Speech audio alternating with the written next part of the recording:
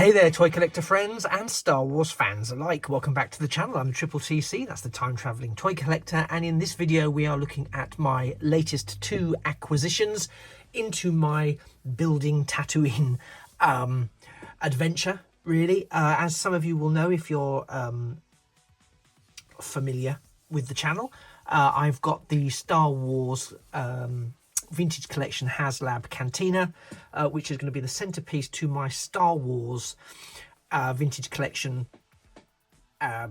collection really. Star Wars action figures was something I thought I'd left behind in the dim distance past as something that I would be collecting only to get sucked into it. The gateway drug, I think, was the retro collection box set figures, which sort of dragged me in, especially when they started introducing previously unreleased iterations of Star Wars characters, and I thought, oh, this is too much, this is great. So I started getting those. Only the box set version's mine. I haven't sort of gone through and bought the entirety of all of the retro collection that's available. To be fair, I've not gone that bad. I'm not that bad. Not that that's bad. It's a choice, and that's not the choice I've made in this instance. But I have therefore gone through that particular gateway drug. And on the other side of it, I've started collecting vintage collection figures, which are in essence those characters that we had back in the 70s and the 80s, and more, of course, but reimagined with modern sensibilities in terms of engineering, etc. But pretty much in the same scale as our old 3 3/4 figures. And vehicles, etc. And they produce some fantastic stuff. I have to say, they produce some less than fantastic stuff, but again, it's all personal taste. What I think is less than fantastic, somebody else might have been absolutely desperately keen for, because again, it also covers the vintage collection. Despite being called the vintage collection, does kind of cover all of the eras. You've got vintage collection stuff for modern Star Wars and Disney Plus series like Andor, etc. So there's vintage collection across the whole piece. It's just really just the style of it, and really the scale of it, because it's the vintage scale of figures, as opposed to the Black series, which is bigger, which is, for example, in line with, I think, the G.I. Joe Classified series. So it's a sort of scale up in terms of what the figures are. But anyway, enough of that. You're here to have a look at my recent acquisitions, and I'm very much here to show you them. One of them made a guest appearance in a recent video where I was showing off the land speeder, so it was a bit of a cameo, which was the power droid, the Gonk droid. I did try and get this with a Jawa 2-pack. I think it was a different range on eBay, but my goodness me, people are buying those up, and I must admit, I have set myself, and I always do really, but I'd set myself limitations, because if there's one thing I don't want to do, it's spend an absolute disproportionate amount of money on stuff. I do try and meter any of my collecting with a degree of sensibility around my own finances. You know, I've got to pay my mortgage, keep a roof over my head, and the head of those dependent on me, and pay my bills and eat, you know. And in order to pay my bills, that includes making sure I've got access to my car. So those things still have to take priority. So I can't become too addicted to collecting. And I do worry, my inner monologue is very much a case of, I think you're becoming addicted. I think you have to buy that figure. I think you have to buy that £5,000 robotic transformer. You know, the voices that we hear in our heads when we're scrolling through various things online. Anyway, hopefully you don't hear those voices, and I certainly don't hear those voices. I don't know what you're talking about. Anyway, so this is a brand new vintage collection figure. It is Bom Vimdin. I don't know if I'm pronouncing that correctly.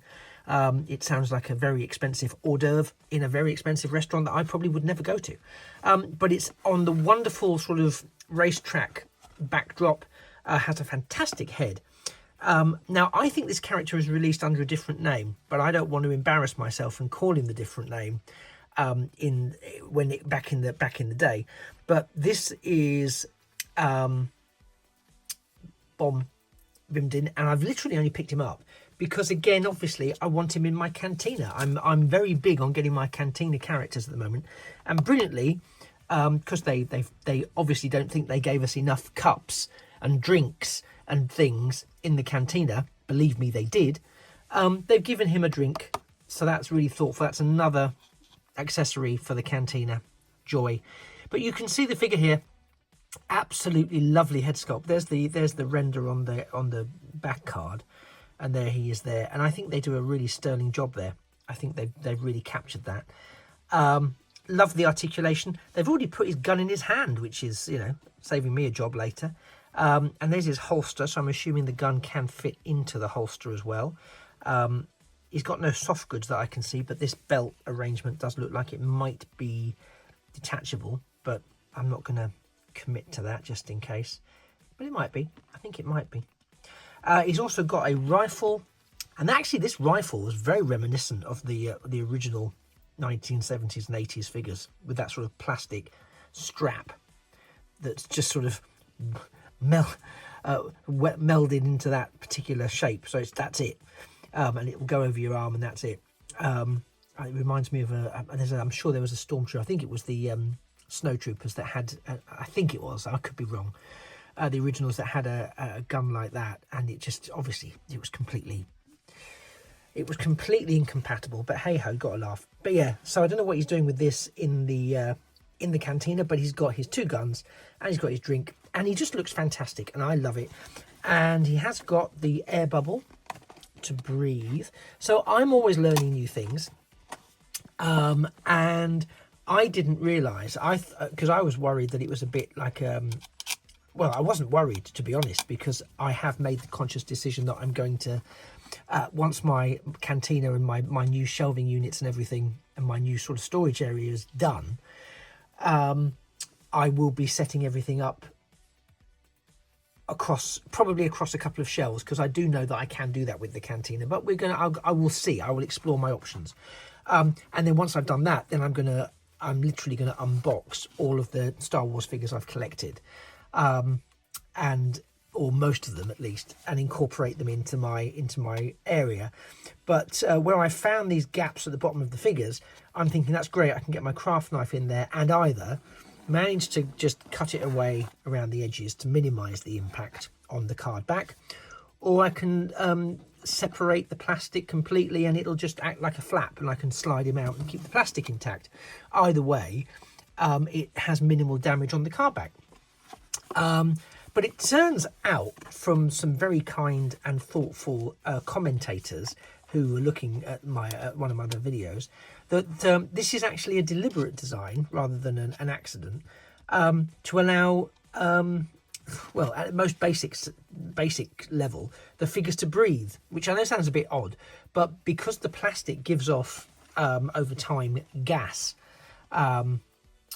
just by existing. This is why some of the old, apparently, this is why some of the old figures have yellowed plastic, because the gases of the figures, whether it's the paint on the figures or whatever, has been contained. So it's much like if you're sort of trying to steam cook something, it's all locked in. So, eventually it sort of smears all over the casing, and damages the figure. But by doing this, it allows for a flow of air. So actually the figures don't get unnecessarily damaged, and the plastic stays clear. So I didn't know that. So I learnt that from people commenting on a previous post where I was talking about the little gap in the figures. So thank you for sharing that. I'm always, again, I don't profess to be all knowledgeable about various different toys and toy engineering and stuff. All I profess to be is somebody that enjoys collecting and recapturing aspects of my childhood, happy times in my childhood, and Star Wars figures are a part of that. Transformers are a part of that. I would have liked Doctor Who to be a part of that, but there was insufficient amount of Doctor Who material at the time. So nowadays that's not the case. So I'm much happier. But yeah. So again, I'm always looking for people to give me information. I'm hungry for information and about things like that, because it makes me a wiser person in the future. So as long as information is shared, because again, other people might have different information, and I'm up for people sharing it. It's a community, so let's share. But yeah, so share and share alike, and just be polite and respectful in the comments, and everyone's going to have a fantastic time. I'm just having a drink. Hang on. So I'm very dry because I'm recording this very late at night, and it's just a very long day. So moving on from Bom, we move on to the Power Droid, who I think in later life became known as a Gonk droid. So again, something I don't know is why Gonk? Is Gonk an abbreviation of something, or is it colloquial, or what is it? So if you know that why Power Droids became known as Gonk droids, let me know in the comments, because again, always learning, happy to know, and also happy to see if there's different answers, because different people might have different answers, so I'm excited to see that. Now, this is an interesting one. I didn't really get to go into too much detail with this one in my Landspeeder video, because it was about the Landspeeder, to be fair. But, oh, I didn't show you the reverse of this card. So there you go. There's Bom's face. There's a little bit of a blurb about him. So if you want to read all of that and you haven't managed to do it this quickly, please press pause and do so. And there's again his face looking gorgeous. And he was in A New Hope 1977. So yeah, sorry about that. Just realised, because he's not one of the other collections, he actually has got stuff on the back. So I tend to forget that. So this reminds me exactly of the 1970s figure and card back. I'm immediately transported. The original Power Droid was one of the first figures I ever had, with his little click click click legs. And some really good, for the time, I thought, surface detailing. Now, hold that thought, because I'm a bit confused when I look at the surface detailing for this one. And the reason I say that is, he's got these light things on the side and this panel, which I remember. But if we look at him, he doesn't seem to have that on the figure. He's got these two little sort of radar headlight ear things. Interesting. Cables and some bits and pieces and some, oops, he's got some surface detailing and some lines there. And again, some nice sort of almost running lights, I suppose, and a little light on the top. And then again, this side of him, you can't really see it as well. So maybe you can. There's some additional detailing, like a little canister, etc. there. So he's got a lot going on. That thing is in the way. Has he got space? Yep. His gases can escape. I don't want to smell Gonk droid gases, to be honest. He's got his little feet, so I don't know whether he clicks or not when they move. But yeah, I suppose what I'm thinking is he just looks. I was going to say I love the detail on him, and I do. Don't get me wrong, but he almost looks over detailed versus his on-screen appearance. So I'm now wondering if there's a series of different Gonk droids. So I'm now asking this is the big Gonk droid questions of our time. See, he's got a different card back, very different because of the different time frames. This is the legendary / not legendary C3PO that I really need a vintage collection C3PO. I know I'm not alone, because people have commented that, you know, there is a massive want and need for that. So Hasbro, please be listening to this. But yeah, little Gonk droid there. He's got lots of lovely surface detailing. He just doesn't look like himself. He doesn't look like himself, and I don't know whether there's a story to it, or whether there's just a range of different modelled Power Droids. Folks, if you know the answers to this, you know what you need to do. You need to let me know in the comments down below. He will be coming out of his packaging. He will be going into my Tatooine environment, which I'm very, you know what, it's been a long time. It feels like it's been a long time. Here we are in early November 2025. It was last month when the Cantina arrived. I know a lot of people rushed to get videos out. I did do a sort of initial video when mine arrived, just to say it's here. It seems to be intact, and really to look at the figures that are inside. They've gone back inside for now, so I can't be tempted. But yeah, I am really looking forward to, not least because everything is in such a chaotic mess. If I could show you, if I could rotate round comfortably and show you, I've got cabinets being built by me, so God help everybody involved, or well, it's only me involved in building them, but anyone that comes near them, you know, I might have to put up hazard warnings. But they're really nice, and it's involved me dismantling bookshelves and bookcases so that I've got space for illuminating cabinets. So I'm going to have some illuminating cabinets for sort of my specialist figures, so sort of special ranges, maybe the Jerry Anderson stuff, and maybe some Japanese or the Missing Link. It's very sort of, or G1 type of, like original G1 Transformer stuff, which I'm going to try and isolate into one of my single displays.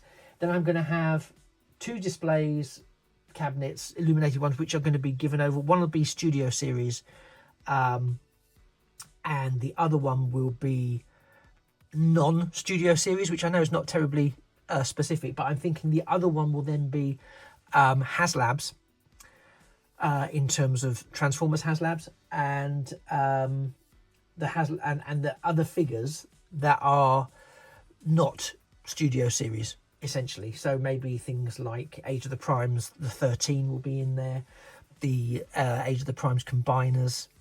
I'll probably put the Legacy Menasor in there. I understand Predaking is being re-released. The Power of the Primes. Was it Power of the Primes? No, it wasn't Power of the Primes. Was it? Was it? I can't remember. But whichever the last Predaking was that was really good, and I actually tracked it down and bought it. So I've got that already. So it's something I don't have to buy when it gets released. Hooray! But yeah, so that's going to happen. And then my fourth one, because I'm going to make it like a little studio alcove area for myself, is going to be the Star Wars, my Star Wars environment across 4 shelf areas. But I've got 2 other cabinets which have got Star Trek starships in them, and another one with Doctor Who stuff. So I've managed to keep that separate. But it's a big undertaking considering I didn't have anything like that previously. So it's a big, massive undertaking. Why am I telling you this? I'm telling you this because that's why I'm not unboxing these now. I will do a separate thing, possibly on my Patreon. I'm doing some photo stuff for Star Wars stuff on my Patreon. So for example, where I've got the land speeder, I'm about, at the time of recording this, at some point in the near future, I'm going to be doing some photos with the land speeder, some of the characters that are already out of boxes, and the streets of Mos Eisley, just to get things moving along. And those photos will be on my Patreon, probably exclusively, I think, certainly for a long time, for a period of time. So if you're not a member of my Patreon, there is a free Patreon membership. I'll put the link in the bottom of this video. Check it out. There is also a paid one, which is the cheapest it will let me make it, and that is pure. There are some exclusive videos and photo shoots and behind the scenes stuff behind that paywall. It's a very small paywall. I think it's $5, £5, whatever it is.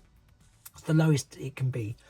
But really, that's just that anyone that goes onto that, the money for that is purely going into the purchasing coffers, because there's a few things that I really cannot justify purchasing, even though I really, really want them. So I'm thinking, well, if I actually get some followers on Patreon who are prepared to contribute, even for a couple of months, some money towards my habit, my collecting habit, then maybe I can get Robus and Grimlock or Bumblebee or something. I don't know. I've got lots of things that I would like to get, and that's why I just have to not be in charge of adult money. It's too risky. Folks, I've waffled. Thank you so much. If you've enjoyed spending some time with me and just having a chilled out chat whilst I've shown you off these 2 new figures, then please, do drop a like to the video. It really does help boost the video. It boosts me on an emotional and confidence level. I love it. Similarly, if you don't currently subscribe to the channel, it would be great if you could. It doesn't make a huge difference to yourself, other than you get notified if as and when I produce a new video. There's no obligation on your part to watch everything, and of course not everything will probably be up your alley, but you never know. If you're into Star Wars, you might be into some other stuff, so check it all out. It's all available on my channel, and as I mentioned, there is also some exclusive stuff over on Patreon. There's also some exclusive stuff for the free membership. Don't get me wrong, it's not just exclusive stuff for the paid membership. There is some stuff that I'm only doing over on Patreon, just to get some sense and some feedback from people who are really interested in collecting the stuff that I collect. So yeah, so maybe I'll see you over there. Let me know if you do subscribe, and I'll pop into the comments myself and thank you, because it does mean a lot to me, and it helps me get to my next subscriber milestone, which is ultimately great for me because I set them like little achievements for myself. So I can say, well, okay, so after so many times I want to get to 500 followers, and after this long I want to make sure I've got 1,000, and at this point I want to make sure I've got 1,500 and 2,000 and so on. And so far you've been fantastic. People have been fantastic at helping me get there, but obviously there's always another milestone. So please, if you don't subscribe, do subscribe, and it really, really helps boost my well, I don't want to say boost my ego, but that's kind of true. But really it helps boost me and keeps me coming back and keeps me doing this sort of thing. So even though I love doing it, that it just gives you a little extra lift when you know there are actually people who want to see stuff that you do. It's quite a great feeling. And if you don't know, try it. Try creating some stuff. You might really love it. And I'll come and follow you. So let me know you've done it. Anyway, thanks for spending the last 20 or so minutes with me, talking about two figures and talking about my display futures and all sorts of other things. And I very much look forward to being able to show those to you, and indeed to seeing you in future videos. I've been the Triple TC, that's the Time Travelling Toy Collector. You've been a fantastic companion for the last 20 or so minutes, as I said. And it just remains for me to say that things of beauty really are toys forever. Take care. Bye-bye for now.